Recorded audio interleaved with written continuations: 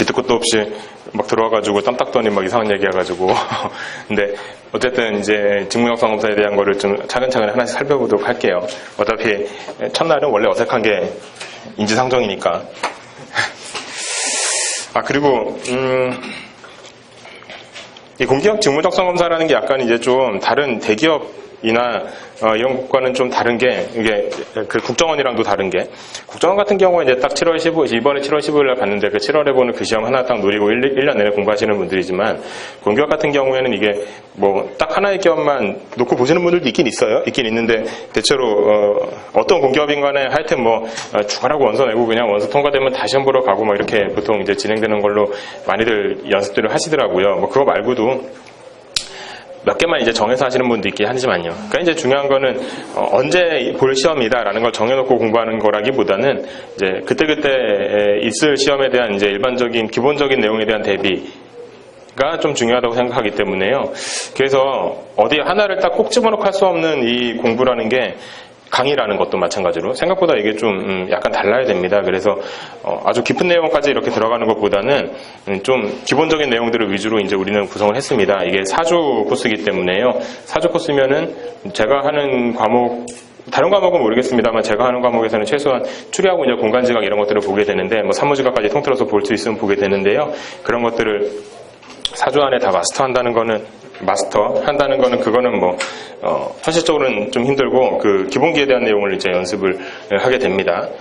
뭐 어쨌든 과목 얘기가 나온 김에 과목에 대해서 대체로만 이제 훑어보면요, 이게 어떤 기업에서 이런 식으로 나온다 이렇게 정해져 있는 건 아니에요. 근데 보통 직무적성 검사다, 뭐 어떤 이름으로 부르건 간에 뭐 적성시험이다, 직무적성시험이다, 무슨 AT 뭐 이렇게 부르는 것들이 있잖아요. 그래서 뭐 한전 같은 경우는 그냥 한전이라고 보통 그냥 한전시험 이렇게 부르고 뭐 여러 가지 이름으로 부르는데, 하여튼 직무적성검사라고 하면 이렇게 구성되어 있어요. 대체로요. 언어, 그다음에 수리, 추리, 공간지각, 사무지각, 그 다음에 상식이 들어가면 들어가고 안 들어가면 안 들어가고 이렇게 되어 있는데요. 이 중에서요, 이 5개의 과목 같은 경우는 이거하고는 좀 이제 성격이 다른 게, 상식은 알면 맞추고 모르면 틀리는 거죠. 그래서 그 일반적인 대기업의 예를 들면 삼성이 이제 가장 많은 이제 아무래도 오래됐으니까 그거를 예를 들어드린다면, 삼성은 이런 건 안 보고 공간지각도 시각적 사고로 이름이 바뀌어 있긴 한데, 대체로 이런 문제들을 한 문제당 1분 정도를 줘요.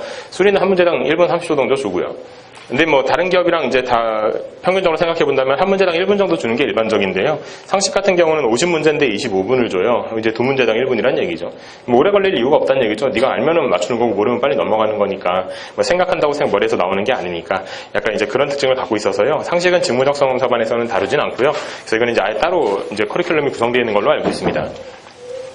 그 다음에 언어, 수리, 추리, 공간지각, 사무지각 이렇게 이제 구성되어 있는 직무적성 검사에 관한 내용을 보자면, 우리는 이제 이렇게 구성되어 있습니다. 언어 같은 경우는 약간 국어 같은 거라고 보시면 돼요. 그래서, 뭐, 어제 문제적 남자? 혹시 이제 문제적 남자 프로그램 좋아하시는 분들은 그거는 뭐, 봐두시면 좋아요. 인적성이랑 딱 맞아떨어지는 건 아니지만, 뇌풀기 문제 같은 경우에는 인적성하고 비슷한 내용들이 좀 나오기도 하고요.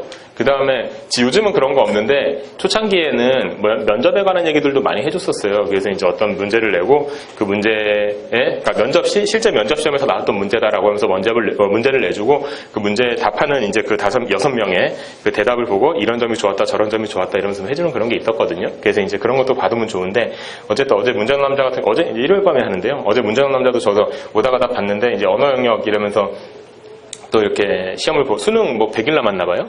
그 수능 100일 특집 뭐 이러면서 하더라고요. 그래서 수능 만점자 한 3분 정도 불러다 놓고 이렇게 이제 뭔가 얘기를 진행하던데, 어쨌든 간에 거기서 나오는 언어 영역 같은 거 있잖아요. 그게 이제 이 직무적성 검사 언어라고 생각하시면 돼요. 국어 같은 거요. 그래서 언어 선생님은 따로 계시고요. 그 다음에 수리 같은 경우는 이제 수학하고 관련됐다고 생각하시는 경우가 많은데, 실제로는 이거 수리를 수학처럼 공부하면 망합니다. 얘는요. 그러니까 수리는 수학이 아니라, 수리는 그냥 숫자 가지고 노는, 약간은 이제 숫자를 가지고 노는, 약간 IQ 테스트라고 보기는 힘들고, 약간 약간 논리적인 사고? 뭐 이 정도로 보는 게 좋을 것 같아요. 왜냐면 수리 같은 거 공부하면서요, 이게, 대부분의 직무능력 평가에서는요, 저거를 가지고 무슨 미적분을 하게 한다거나, 아니면 삼각함수를 풀게 한다거나 이런 거 없거든요. 가끔가다 이제 순열 조합에 관한 얘기가 좀 나오긴 하는데요. 경우의 수 따질 때 왜 있잖아요. 눈가분들은 되게 싫어하는데,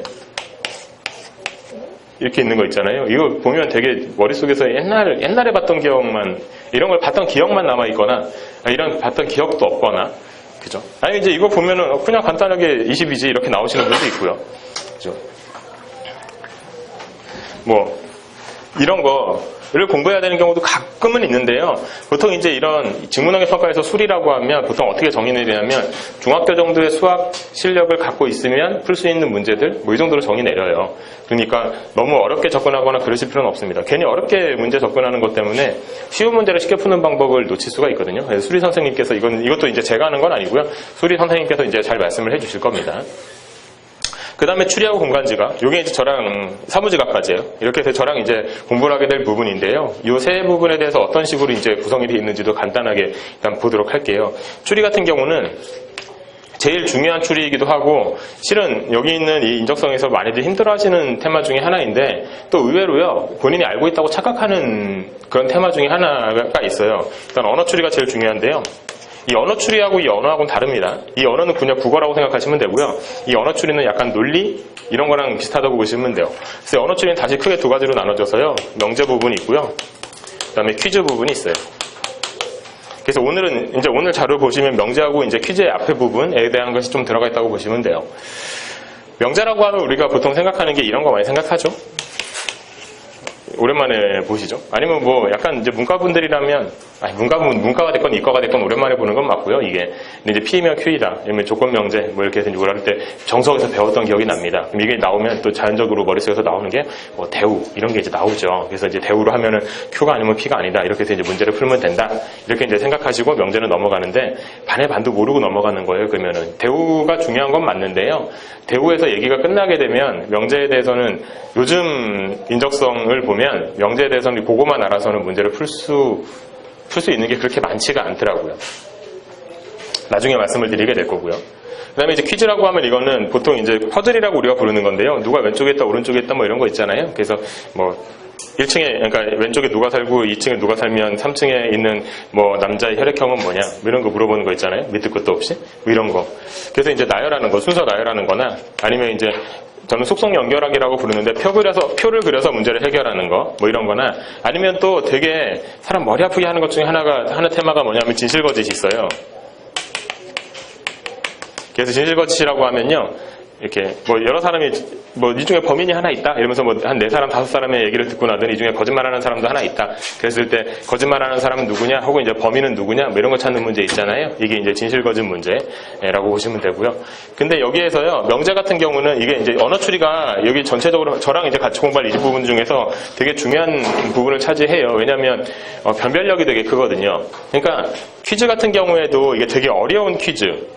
공간지각에서 되게 어려운 공간지각. 그러니까 미친 듯이 머릿속에서 돌려야 되는 그런 식의 공간지각. 그거 말고는 푸는 방법이 없는. 뭐 조각을 모아야 되는데 여기서 이렇게 조각이 막 이렇게 잘라져 있는데 막 수도 없는 조각으로 잘라져 있고 이런 것 중에서 뭐 찾아봐라라는 이런 것들은 그러니까 뭔가 이렇게 왕도라는 게 많이 없기 때문에 변별력이 그렇게 생기거나 혹은 연습으로 확 올라가거나 확 내려가거나 그러지 못하는 테마도 있어요. 그리고 어떤 것들은 연습만 하면 좀 올라가긴 하는데 누구나 한 그 정도까지만 올라가는 그 이상으로는 천재적인 애들만 그냥 풀 수 있는 그런 거 있잖아요. 쟤는 어떻게 저런 걸 보지? 뭐 이런 애들 있죠. 그런 애들만 푸는 게 그런 애들만 푸는 정도.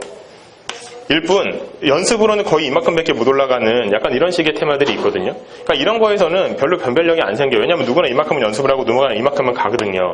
이렇게 나오는 애들은 그냥 이건 어떻게 우리가 극복을 할 수 있는 부분은 아니고 다른 문제를 빨리 푸는 걸로 극복을 하는 수밖에 없죠. 뭐 이런 것들이 있고 하여튼 간에 공간지각 이런 데서는 이런 부분들이 많아요. 그러니까 변별력에서 좌우하는 부분은 그렇게 많지는 않은데 여기에 비해서는 언어 추리 같은 경우에는요, 약간 변별력이 꽤 많아요. 왜냐하면 공부하는 거랑 공부 안 하는 거랑 차이가 되게 크거든요. 알고 있는 거랑 모르는 것의 차이가 꽤 큰 부분이 또 명제 부분이에요. 특히 명제 부분이요. 그 다음에 퀴즈에서도 여기 2개 같은 경우는 그래도 이 전체적으로 봤을 때 얘 2개도 약간은 좀 아까 얘기했던 그거랑 비슷해요. 공부를 해도 어느 정도까지 올라가긴 하는데 합격선까지는 올라간다는 얘기예요. 합격선까지는 올라가긴 하는데 보통 그 위에서도 간당간당한 부분들이 많은데요. 또 천재적으로 잘 푸는 애들은 또 천재적으로 잘 풀어요. 이런 사람들을 보면서 나는 왜 저렇게 못할까? 라고 생각하는 공부 방법은 아주 틀린 공부 방법이에요. 이거는 뭐 그런 사람들은 그런 사람들인가 보다. 그런 사람들은 다른 사람, 그 사람은 다른 과목을 나보다 못하겠지. 왜 생각하고 넘어가야 되지? 내가 죽어도 여기까지 올라가야 되겠다라고 고생하면서